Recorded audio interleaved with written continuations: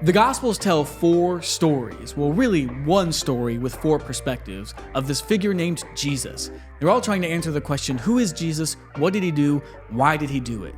There are some stories that are in some, and there are some stories that are in another, but often when we see a story that shows up multiple times, we know that this is important. And today we're going to be looking at one story that's in all four Gospels that is, I would say, one of the most important stories in the whole Bible. Yeah, I agree with you. Sorry, I'm not done with the intro yet, Sorry. Johanna.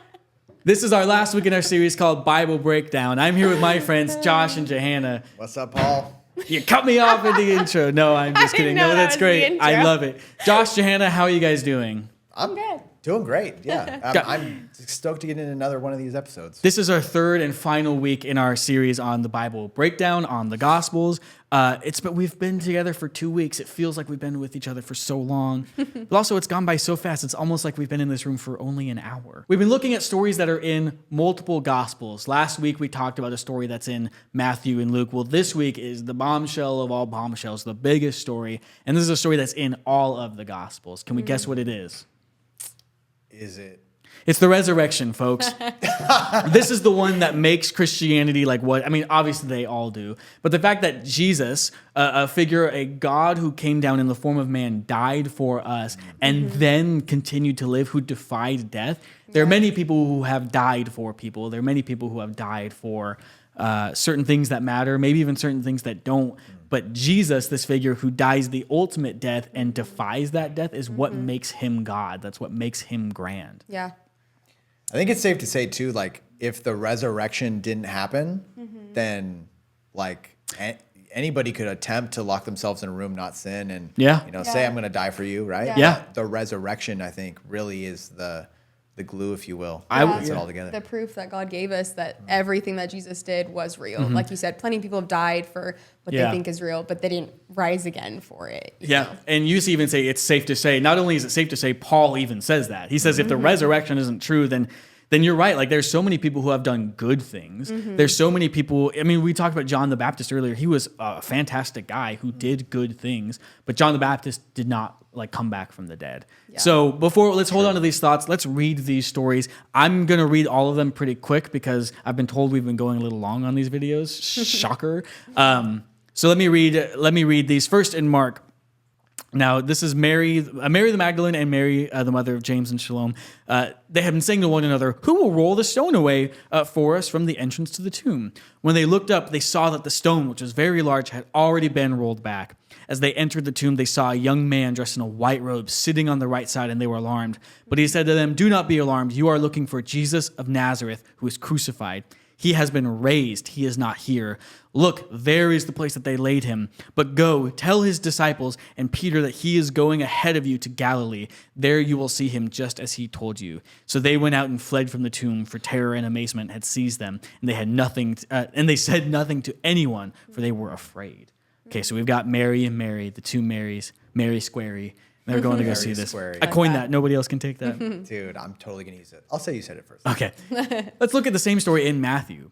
After the Sabbath, as the first day of the week was dawning, Mary Magdalene and the other Mary, that's what the Bible calls her, the other Mary. Could you imagine being written down as Josh and the other Josh, and you're just the other Josh? Messed up, man. To be fair, you're in the Bible, and that's pretty good. Can't complain. And suddenly there was a great earthquake, for an angel of the Lord descending from heaven came and rolled back the stone and sat on it. His appearance was like lightning and his clothing white as snow. For fear of him, the guards shook and became like dead men. So already there's mention of the guards who were there. That wasn't in Mark. Yeah. But the angel said to the women, do not be afraid, for I know that you are looking for Jesus who was crucified. He is not here, for he has been raised, as he said. Come, see the place where he lay. Then go quickly and tell his disciples, he has been raised from the dead, and indeed he is going ahead of you to Galilee. There you will see him. This is my message for you. So they left the tomb quickly with fear and great joy and ran to tell his disciples. So not only in one that they're scared and didn't say anything, in another they have like great joy and they're like going to go tell them. Yeah. Let's look at Luke. I'm not going to read John because it's too long and it's too much, but John also tells this story. But the last one is in Luke. But on the first day of the week at early dawn, they went to the tomb, taking spices that they prepared. They found the stone rolled away from the tomb. But when they went in, they did not find the body. While they were perplexed about this, suddenly 2 men in dazzling clothes stood beside them. The women were terrified and bowed their faces to the ground. But the men said to them, "Why do you look for the living among the dead? He is not here, but he has risen. Remember how he told you while he was still in Galilee, that the Son of Man must be handed over to the hands of sinners and be crucified, and on the third day he will rise again."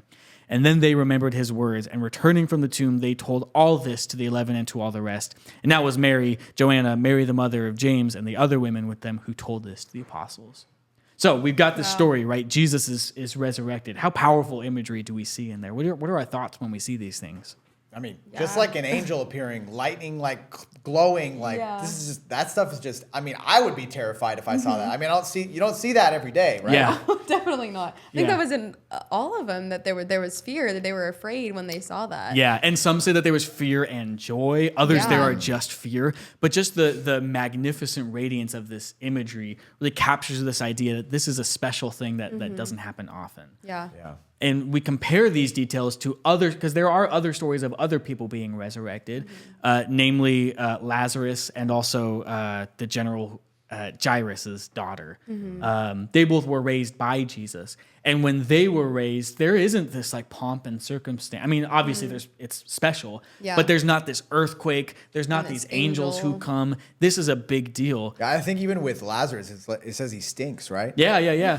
And there's actually a really cool detail in the Lazarus story that Jesus calls Lazarus' clothes to be taken off, like the cloth to be removed. But in these stories, what happens with Jesus' cloth? It's still there. It's still there, which implies what? He had taken it off. He had taken his own wrappings off. Yeah. See, when Jesus resurrects people, Jesus does it to them. But nothing, resurrection doesn't happen to Jesus. Resurrection happens from Jesus. And so when Jesus resurrects other people, he does it to them. They have to take the clothing off, like he has to go to them. But Jesus, it doesn't happen to him, it happens from him. Yes. And I think often when we think of following God, we talked about this before. I think this is kind of the plane that we want to land on, which is the idea that good things happen all the time. Yeah. Good people do good things. Many people do some of the things that Jesus did. There are stories of Jesus' disciples healing and casting out demons and doing things empowered by Jesus, right? But those are things that happen because of Jesus. And I think often the trap that we fall into as members today, we look at good deeds, we look at good things and say, well, aren't they good enough, right? I'm doing the good things. But Jesus is saying it's not just enough that you do good things. What matters is you be a part of something that is good. You be a part of me who is good. There's the trappings that Jesus is the source of the goodness. So the actions themselves they're not enough. You have to be a part of something that's good. Yeah, that's huge. I think, you're hitting it right on the head, right? Like Jesus is the whole reason, right? Like he rose from the dead, and because of that, like we're called to follow him. Like no one else that died for something rose again to prove what they did was true. Yeah, that's huge. I think like if somebody, I've heard it said, like if somebody goes out and they die for you and then they come back to life, okay, then follow them, listen to them. But nobody's done that but Jesus, right? Yeah. Right. Yeah, absolutely. And we have these details. Again, you tell the story of this car crash analogy that if a group of friends saw a car crash, they probably would remember different details, right? Yeah, was it a red car? Was it a maroon car? Did one crash in the other? Did a wheel go? Did a fire? Was there? I don't know. I'm just throwing sound effects at this point. Sound effects are fun. But but while the details may change, the thing that stays the same is much more important, which is there was a car crash. There was a car crash. There was a resurrection. Exactly. Yes, right. Were there two angels or was there one? Were the guards there or were they already gone? Was there an earthquake or not? Well, again, they're all trying to tell different details about the same story. Yeah. Again, Mark has the least amount of details, and Mark is simply saying like, Mary saw this happen because it happened. It's important for Mark to tell them like, you need to know this happened. Yeah. Matthew is saying it's not just important that you know that it happened, but you know like why it happened. And that's really the story, like the goal of these gospels is why do these things happen? Yeah. And then going back to the context we talked about the last few weeks, Matthew sees Jesus as the fulfillment of the thing that is new. Jesus is resurrecting not just himself, but he's resurrecting the old ways that weren't working. The idea of working for your grace and working for your salvation and fulfilling all these laws and doing all these things, that will not lead to salvation. Jesus is the thing that leads to salvation. Yeah. Luke sees resurrection as something entirely new. That like you never had this before. Like you may have been trying and trying and trying. You've trying these old things that don't work, but you're invited to something that's very new. You get to participate. That's cool. That's exciting. It's exciting it's exciting that this is a resurrection that happened, but it's exciting to know that after this, we all get to be a part of Jesus's kingdom, of Jesus's mission. Yeah. Kind of like full circle too with that baptism of how Jesus was like the role model of that baptism and then gives us his physical symbol and then literally does what he symbolized and then invites us into that resurrection. Like we're going to be reresurrected. You know, it's not just Jesus. That's really full circle from our first talk about baptism. Yeah. And all three of these stories capture a similar theme, which by the way, for, if we had more time to talk about these, I would love to dive into it. But if you're struggling with reading a certain passage in the Bible, try to read through themes rather than the things. Yeah. And one theme that I see that permeates through all three of these stories, it's almost like somebody picked these three stories because it has the same theme.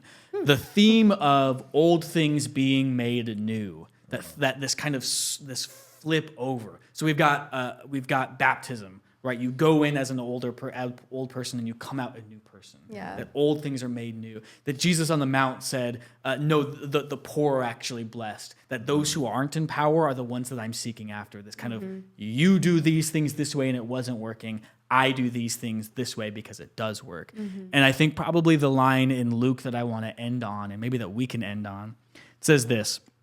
As this angel is talking to the women, this angel says, "Why do you look for the living among the dead? He is not here, he has risen." Why do you look for the living among the dead? Because so many people, thematically, were looking for life amongst dead things. They were looking for life amongst rules and regulations. They were looking for life amongst power and money and status, but it's not there. They were looking for life amongst gritting their teeth and working hard and doing it themselves, but you will find death. And so often we are looking for life in things that bring death, in our academics, in our work, in our status, in our followers, not to say that those things are bad, but when we look for life in them, it will only bring death. Because there's one thing that brings life, and that's the essence of Jesus. Yeah. And when we ask about, okay, well, what's the takeaway? The takeaway from really all of this is Jesus is bringing life. Yeah. He's bringing life into every facet of existence. And when we look for life outside of Jesus, we're only going to find death, even if they're good things. Even if they're things that are good. Again, John the Baptist is great. He was a really good guy, but he's not bringing life. No. He says, I baptize in water, but Jesus is baptizing in the Holy Spirit. Yeah. Yeah, I think that's huge. I think for an actual, let Jesus resurrect you. Like if you feel spiritually dead or mentally just not there, don't search for those other things, right? He says blessed are the poor, right? Let Jesus resurrect you back from the poor state that you're in or the hungry state that you're in. Don't, like you said, look for other things to do it because they're not going to do it. No one else has resurrected from the dead, like Josh was saying. It's so good. And I mean, for me, when I'm reading it and I see this is a reminder that when I am looking for fulfillment in literally anything else besides Jesus, and I'm not being fulfilled, it's because oftentimes the things that I look for fulfillment in are only going to bring death, whereas Jesus brings life and fulfillment. And it's like that corny analogy where it's you have a Jesus-sized hole in your heart, the donut thing that only Jesus can fill. Yes, that's true. Yeah. I, in order to kind of end this conversation here and to take kind of everything we've talked about, there's something beautiful in the fact that knowing that these texts were written probably 2,000 years ago. And it's funny that in a text written 2,000 years ago, a figure is saying, hey, we got to stop trying these old things. So even a text that's really old is saying, hey, even our old stuff isn't working. What that means is for thousands of years, we as humans have been trying to find life. So many old stories are about finding life. So many Greek stories are finding eternal life. Everybody has been trying to find life. And the cool thing is in the year 2025, we're still doing it. We're still in these problems. And it's almost kind of encouraging to know that the problems that we have aren't new. In fact, they're very, very old. But just as much as the problems are old, the solution is also old. It's also the fulfillment of things that have been happening. when you guys go into your small groups and you talk about something that seems really mundane, I've got a crush on this girl and she doesn't like me back, or I'm failing my math class, or I didn't make it into varsity. Those sound really like simple and mundane, and maybe they are. But the truth is, you're looking for life in certain things. You're looking for value in certain things, just like how in the past they have been doing the same thing. And when you talk about your life, as mundane as you might think it is, it's participating in a tradition that's very, very old and very, very cemented and very, very real. And so that's kind of the theme that I want us to take away from reading the Gospels, is we get to participate in this as well. And in the next series that we look at and we break down another part of the Bible, it's probably going to be the same theme, right? Do we have any final notes or final thoughts on our series here? I think I'm just excited to take what we learned and let Jesus resurrect us. Right? Yeah, absolutely. Come back to life with him.